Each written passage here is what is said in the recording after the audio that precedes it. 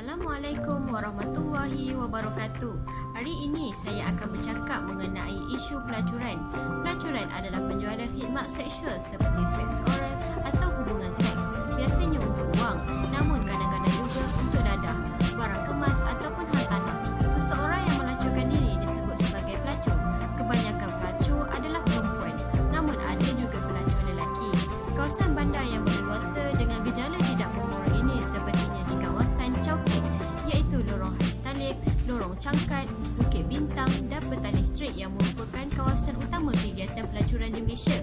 Pelacur juga dapat dikelaskan kepada 7 kategori utama seperti bosya, pelacur pasar, pelacur jalanan, pelacur bermajikan, pelacur tukar urut dan pelayan pusat hiburan, pelacur bebas serta pelacur kehormatan.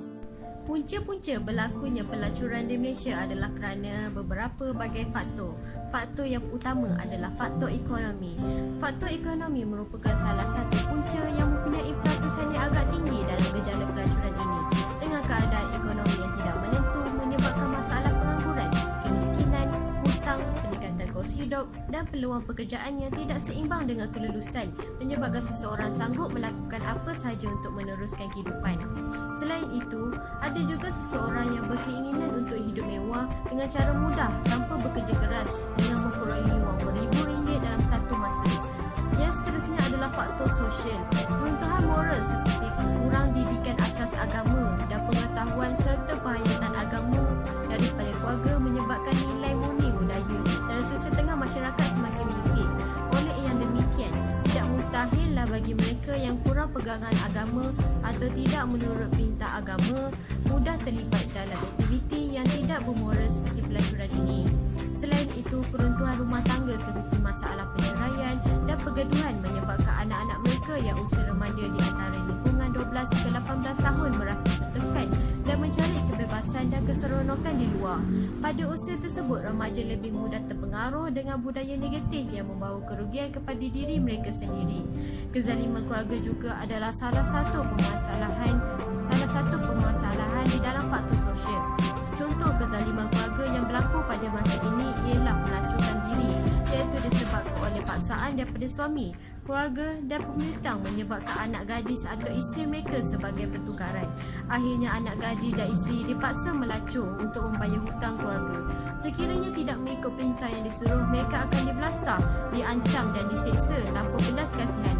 Pelibatan ahli keluarga dalam gejala sosial seperti penyakitan dadah, meminum arak, merokok, mencederakan orang dan kaki perempuan juga mengakibatkan anak-anak mereka mudah terpengaruh kepada gejala sosial.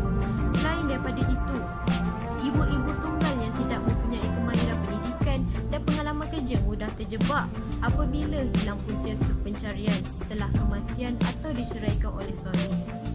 Seterusnya ialah faktor persekitaran. Faktor luar yang mempengaruhi pelacur daripada terjerumus ke dalam kegiatan antisosial adalah seperti pujukan muncikari yang tiba-tiba disebabkan oleh pekerjaan dan mereka dipaksa bekerja. Selain itu juga sesetengah golongan remaja yang mudah terpengaruh daripada rakan-rakan apabila mereka mempunyai permasalahan dalam keluarga, tertekan, perasaan ingin mencuba, pantang dicabar dan juga terpengaruh kepada perkara-perkara yang negatif daripada media massa dan media elektronik. Walau bagaimanapun, pelacur luar turut membawa kesan negatif kepada budaya tempatan. Contohnya, seperti segelintir rakyat Malaysia yang mengagung-agungkan bahasa dan budaya asing, terutamanya generasi muda hari ini. Hal ini dapat dilihat melalui tutur kata, pakaian dan kelakuan generasi muda hari ini yang bertentangan dengan budaya timur. Kesan-kesan daripada pelacuran. Kesan daripada seseorang yang menjadi pelacur adalah penyakit berjangkit melalui alat kelamin seperti herpes, sifilis, AIDS dan HIV. Selain daripada itu, mereka juga boleh mengalami kesan mental dan psikologi dalam diri apabila mereka menyedari telah jauh menyimpan daripada landasan kehidupan. Risiko untuk mengandung anak luar nikah juga adalah tinggi, walaupun mereka memakan ubat, pil dan sebagainya untuk mengelakkan daripada hamil. Namun, kesan daripada melakukan hubungan seks secara kerap memungkinkan mereka untuk hamil tanpa disedari. Tetapi adalah mustahil untuk seseorang pelacur untuk memelihara kandungan apabila mereka mengetahui dirinya mengandung. Maka sudah pastilah mereka akan menggugurkan kandungan tersebut atau berlakunya pembuangan bayi. Hal ini menambahkan lagi satu permasalahan lain.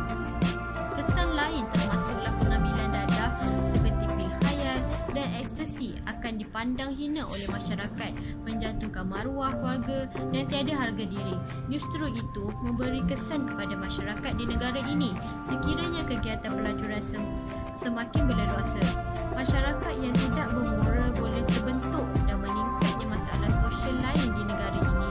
Manakala kesan pelacuran kepada negara pula ialah menjejaskan imej negara sebagai sebuah negara Islam atau reputasi negara akan tercemar. Para pelancong asing juga akan memandang negatif terhadap negara ini dan mereka boleh membuat spekulasi yang tidak sepatutnya.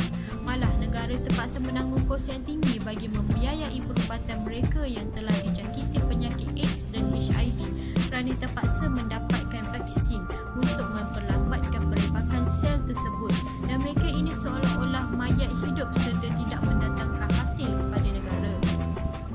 Selain daripada itu, terdapat juga kesan negatif terhadap ekonomi negara seperti terpaksa menanggung perbelanjaan yang besar untuk program pemulihan dan pencegahan. Daya pengeluaran negara terjejas kerana sumber tenaga yang lemah, membantutkan pembangunan negara serta kurangnya sumber tenaga yang berkualiti. Cara-cara bagi mengatasi pelacuran adalah mempelbagikan hukuman seperti mengenakan sebatan, hukuman penjara dan denda mengikut tahap kesalahan yang dilakukan. Selain itu, bayaran denda yang dikenakan daripada sindiket-sindiket ini boleh digunakan untuk tujuan kebajikan bagi membantu rumah kebajikan atau ibu tunggal yang memerlukan pertolongan. Selain daripada itu, pelucutan visa harus dikenakan kepada warga asing, terutama bagi ibu ayam dan bapa ayam yang datang ke Malaysia supaya mereka tidak berpeluang untuk masuk semula ke negara ini. Bagi pelacur pula, memberi hukuman denda dan membuat kerja kebajikan kepada pelacur supaya mereka menyedari apakah erti kehidupan yang sebenar pada diri mereka. Terdapat juga saranan supaya hukuman mati dikenakan kepada sindiket-sindiket pelacur atau dalang besar di sebalik kegiatan ini.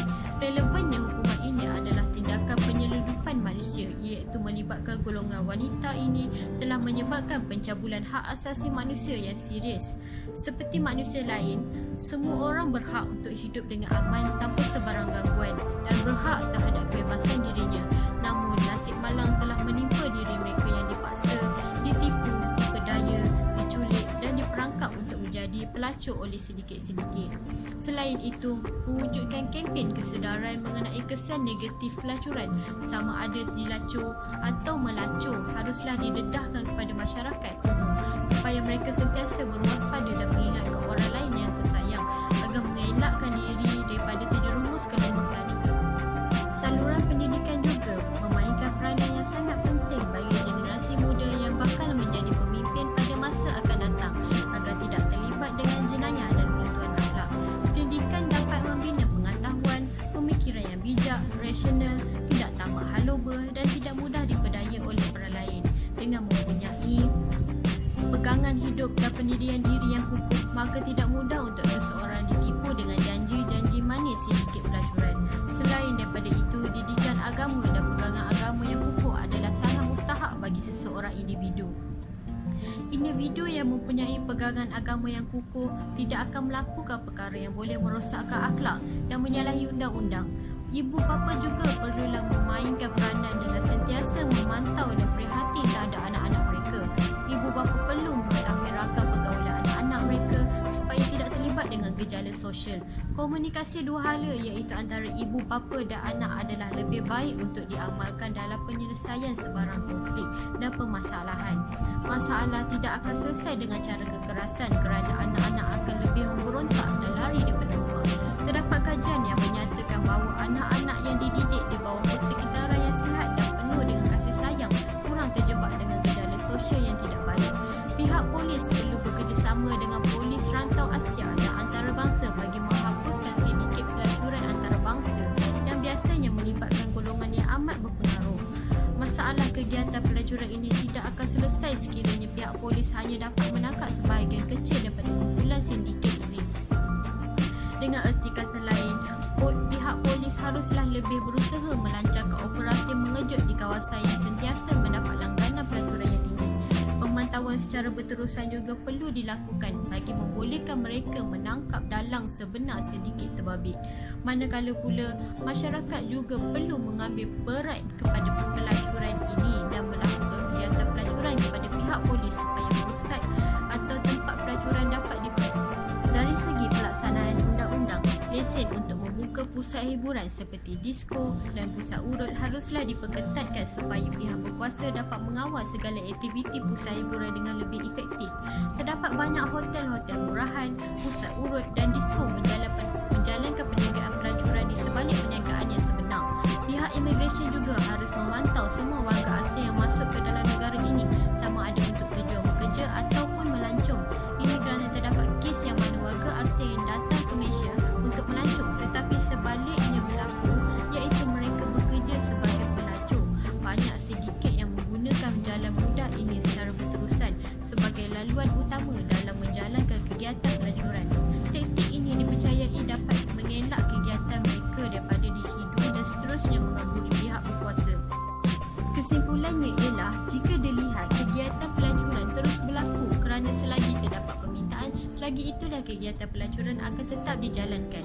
Seterusnya, semakin giatlah sindiket-sindiket pelacuran untuk mencari mangsa bagi dijadikan pelacur untuk memenuhi permintaan pasaran yang ada. Keuntungan yang tinggi hasil perniagaan pelacuran ini menjadikan mereka tamak dan tidak mengenal rasa takut walaupun tindakan undang-undang boleh dikenakan. Golongan pelacur yang menjadi mangsa perlu didekati dan diselamatkan agar mereka dapat kembali ke pangkal jalan dan memulakan sebuah kehidupan yang baru. Penguatkuasaan undang-undang sedia ada perlu dipertingkatkan oleh pihak berkuasa dan kesedaran, kerjasama serta rasa bertanggungjawab dalam anggota masyarakat perlu disemai bagi membantu untuk membantras jenayah ini agar tidak terus-menerus mencabuli hak asasi manusia lain. Dari statistik, Polis Kuala Lumpur menunjukkan permintaan terhadap kanak-kanak dan wanita sebagai buruh dan untuk kegiatan pelacuran semakin meningkat. Dari 1 Mei 2004 hingga Mei 2009, sejumlah 117 kanak-kanak dan wanita warga asing terbabit dalam perhambaan moden di negara